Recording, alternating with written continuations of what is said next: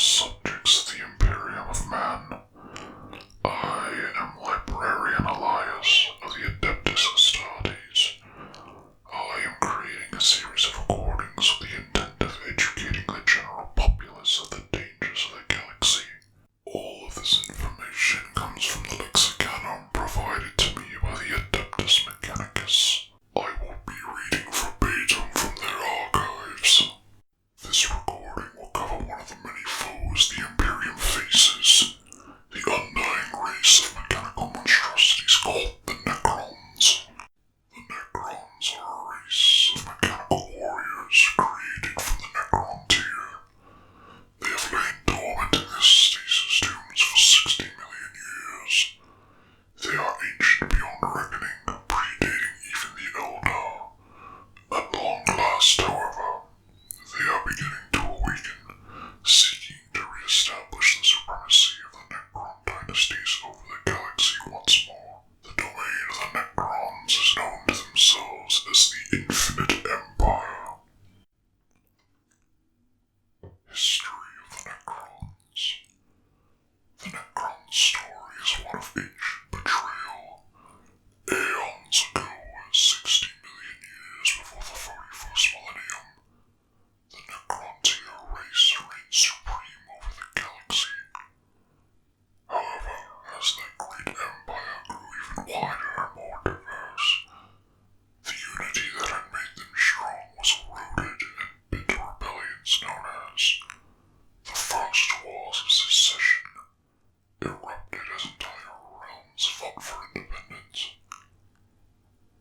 The Triarch, the ruling council of Necrontier, realized that only the threat of an external enemy would bring unity once more, and saw the Old Ones as the perfect subjects for the wrath of their race. Already jealous of the Old Ones' seemingly eternal lifespans, the Necrontier went to war with the Old Ones. The Separatists abandoned the rebellion, and the War in Heaven began. The War in Heaven was one of the bloodiest wars in galactic history, and it soon became apparent that the Necrontier could never defeat the Old Ones, and their mastery of the warp despite their advanced technology. On the verge of total defeat, the unity of the Necrontier began to fracture once more in the Second Wars of Secession. The Triarchs again desperately searched for a unifying force, and their prayers were answered by the ancient and godlike Catan, who were drawn to the Necrontier by the beacon of their raw hatred for the Old Ones. Seeking the aid of these powerful star gods, the Necrontier sought the favor of the Catan, and constructed bodies of living metal to contain their essence. So it was that a Catan known as the Deceiver came before Zarek, the Silent King, Lord of the Triarch, telling the Silent King that his kind had also fought and had been defeated by the Old Ones, and were now looking for vengeance, promising them not only victory in the War in Heaven, but also the immortality every Necrontier craved. The Silent King and the Triarch eagerly agreed to an alliance, and so forever doomed their race, beginning the Great Biotransference. The weak flesh of the Necrontier was replaced with immortal bodies of living metal in great biofurnaces. The Catan drank off the torrent of cast-off life and energy, and grew stronger as Zarek, now a machine body himself, realized he had made a terrible mistake. The Necrontier now may be immortal and unified, but they had lost their souls in the process. Thus the soulless machines known as the Necrons were born. With the Catan and Necrons fighting as one, the Old Ones were overwhelmed and defeated in a bloody purge across the galaxy that saw whole systems devoured by the reality-warping powers of the Star Gods and legions of immortal Necron warriors who managed to infiltrate the webway and assail the Old Ones at every corner of the galaxy. The Necrons have burst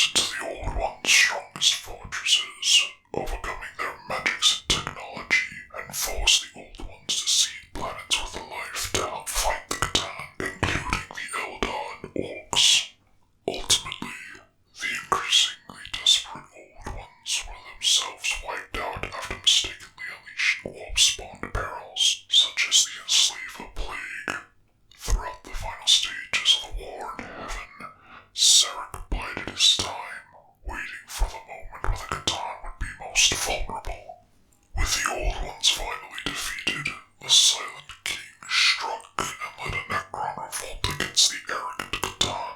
The Necrons focused the unimaginable energies of the living universe into weapons too mighty for even the Catan to endure.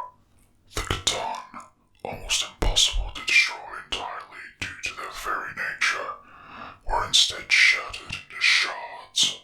Yet even with the defeat of the Old Ones in Catan, the Silent King saw that the time of the Necrons, for the moment, was over. The mantle of galactic domination would soon pass to the Eldar, who had fought alongside the Old Ones in the War in Heaven. The Necrons, weakened by the War in Heaven and the revolt against the Catan, could not stand against them. Yet the Silent King knew that the time of the Eldar would pass, as did the time of all flesh. So it was that the Silent King ordered the remaining Necron cities to be transformed into great tomb complexes threaded with stasis crypts.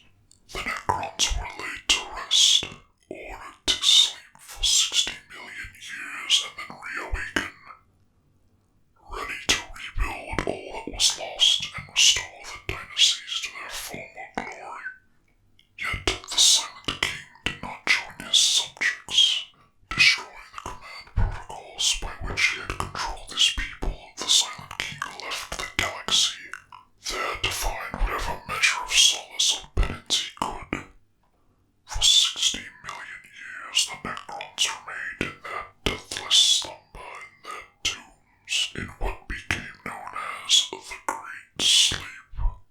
As time passed, many tomb worlds fell prey to malfunction or ill fortune.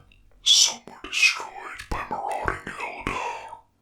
These failures destroyed millions, if not billions, of dormant Necrons.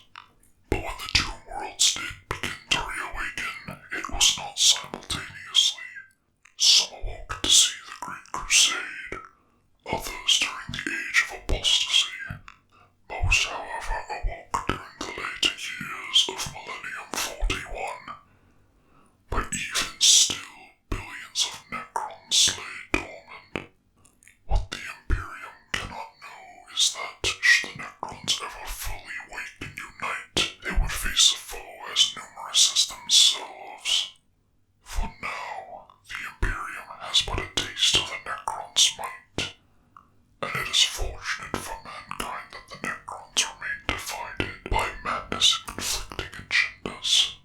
However, these are but the first stumbling steps of a giant as it gathers pace, and even now powerful leaders like Anrakir, the Traveler, Emotech, the Stormlord, and the Silent King are uniting their people under a common cause in order to re-establish the Infinite Empire. In 738 Millennium 41, the Eldar Farseer Eldred Uthran of Craftworld Uthway witnessed a vision on the dead world of Matrix. An Imperial exploratory team would arrive and unwittingly awaken the Necrons on that planet. To prevent this, the Eldar struck quickly and destroyed the Imperial ships before descending onto the planet with a purge of the Necron presence. Later, the first reported contact between the Necrons and the Imperium of Man came in 8947 Millennium 41. This was during a raid on Sanctuary 101, which was garrisoned by the Adeptus Auritus. At the time, the invaders were identified as an unknown form of xenospecies, but later reported as being the first encounter with the awakening Necrons. It also later reported that invaders did not attack the colony, but instead emerged from the ground itself. The following information has been extracted by the Mechanicus that captured Necrons belonging to the Zerakan dynasty.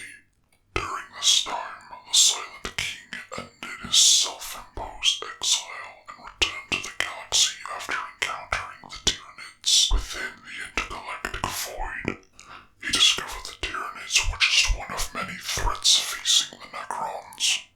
Other alien races had swarmed over their tomb worlds, and the warp now seeped across the galaxy. Zarek has begun a journey across the galaxy with a band of his loyal Triarch Praetorians to reawaken tomb worlds that still slumber, so that they may unite against the Tyranids. The returned Silent King is careful to not reveal his true identity, even to fellow Necrons. He works primarily through Triarch Praetorians or unwitting cryptics and Necron overlords to achieve his goal, and has steadily influenced the galaxy from one side to the other. Slowly, he has pursued his great work from the shadows. He intends to unite the Necrons against the Tyranids, while also manipulating the younger races to his own schemes. Physiology of the Necrons. In appearance, the Necrons are skeletal parodies of living beings, with swirling green energies emanating from their mechanical limbs and baleful, lifeless emerald eyes. Necrons are powered by internal energy reactors, and their bodies contain blood-like coolant to prevent overheating. Physically, Necrons are undying beings whose bodies exhibit superior strength and endurance to that of organics. All Necrons possess sophisticated auto-repair systems throughout their exoskeleton that can repair even the most crippling of damage. While this can keep them functioning constantly, should there be irreparable damage sustained, the Necron phases out. Both their minds and bodies are teleported to the nearest tomb complex, where they either remain in storage until repairs are made, or a new body is forged. This act, however, comes at a cost, as each act of transference leads to a decay of the Necron's engrams. As such, those Necrons that have died and phased out hundreds of times suffer the most, for they become little more than automatons who have lost the memory of the creature that they used to be in life. Necrons also possess a chronosense, which allows them to adjust the speed of the perception of time. Hierarchy of the Necrons. The Necrons inherited the same form of government as the Necron tier. The highest political body of the Infinite Empire is the Triarchy, which consists of the Silent King and two high-ranking Pharaons. The agents of the Triarchy are the Triarch Praetorians, who enforce the Triarch's will upon the lower dynasties. During the Great Sleep, the Silent King was on a self-imposed exile into the void between galaxies, while a majority of the Necron race was still in hibernation. However, at least 10,000 years before the 41st millennium, a number of Necrons had prematurely awoken. To prevent chaos until such a time the Silent King could be found, the Necrons operated the Awakened Council to settle interdynastic disputes. Necron dynasties are a peculiar sight. The Infinite Empire itself is hierarchical. The highest Necrons are the Pharaons, the ruler of entire dynasties which comprise many worlds. Beneath these are the Overlords, who rule clusters of tomb worlds within their Pharaon's domain. Beneath the Overlords are the Lords, each overseeing a tomb world. Pharaons and Overlords are served by a royal court of Necron lords and cryptics. Cryptics being technological specialists who research the ancient technology of the Necrons. The size of a royal court is not only prestigious, but also an indication of that military power of the noble who rules it. Much like those of humanity, Necron courts are rife with webs of political intrigue. Below the royal court are the war phalanxes of the Necrons, including Necron warriors, immortals, and war engines. Beneath these ranks are auxiliaries more akin to allies than true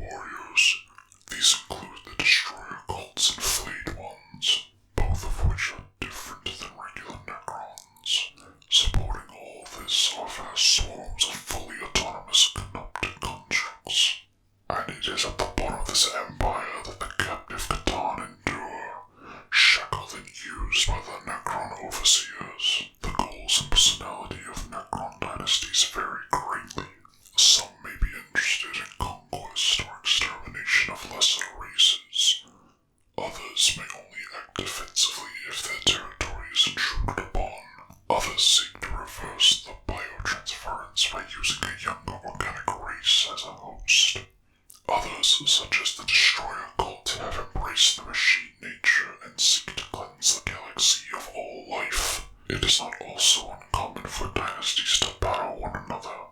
Many Necron dynasties have not fully emerged from the Great Sleep, or were damaged during their million years of hibernation. The level of awakening of a dynasty and how intact it endured its slumber often determines its strength and size. The Celtic dynasty, for instance, widely regarded as the most powerful Necron dynasty, emerged from the Great Sleep almost entirely intact. Technology of the Necrons. The Necrons are the masters of material technology, and the technological feats may seem magical to lesser races. The technological masters, cryptex, can manipulate matter at a fundamental level and wield such arcane concepts as phase gates, subatomic infusion, and temporal looping. Several Necron superweapons, such as the World Engine and Celestial Orrery, have galaxy-devastating capabilities. However, it is living metal, or necrodermis, which equips nearly all Necron technology. These billion-strong swarms of necroscarabs crawl under the skin of Necrons at a cellular level, allowing for self-repair and regeneration. Also, on particularly rare occasions, a super-heavy Necron device called the Necron Pylon is seen. It is feared for its extreme power and ability to appear anywhere on the battlefield. Necron rank-and-file troops are equipped with a devastating array of armament, most notable Gauss weapons, which chip away a foe's atoms layer by layer and give the Necrons a fearsome level of firepower. Their anti-grav war machines are based around the art of invasion and terror, wielding horrifying energy weaponry and other esoteric abilities such as wormholes. The Necrons also wield large amounts of non-sentient robots known as canoptic constructs, which tended their tomb worlds during the Great Sleep. The Necron fleet is a small but deadly force capable of destroying most ships very easily. They also don't make use of the same form of interstellar travel, the warp, as other races do, making them difficult to intercept. The Necron fleet achieves FLD, or faster-than-light, travel by a variety of means, such as Dolmen gates and inertialess drive. The Necrons are known for their Blackstone, a substance which can block the powers of the warp. This makes the Necrons anathema to chaos, and Blackstone has become a precious commodity across the galaxy. Blackstone